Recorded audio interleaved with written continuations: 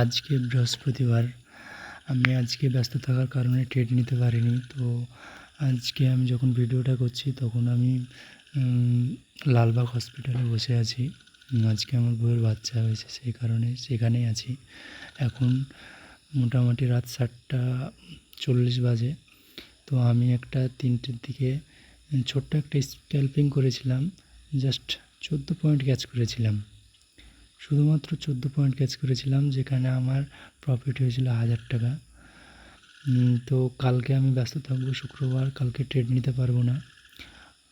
আজকে ব্যস্ত ছিলাম, তবু একটা স্ক্যাল্প করেছিলাম, তো যেখানে প্রফিট হয়েছিল আমার 1000 টাকা। তো বন্ধুরা, আমার চ্যানেলটা সাবস্ক্রাইব করো এবং ভিডিওগুলো যদি ভালো লাগে তাহলে লাইক করে দিও।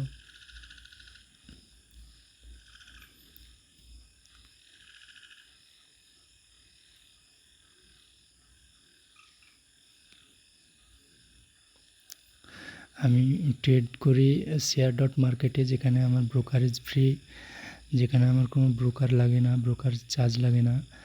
আমি এখানে যদি ট্রেড বেশিও করি, ওভার ট্রেডিংও যদি কোনো কারণে হয়ে যায়, তাহলে আমাকে ট্রেডিংয়ে যে চার্জ সেটা লাগে না, ব্রোকারেজ চার্জ লাগে।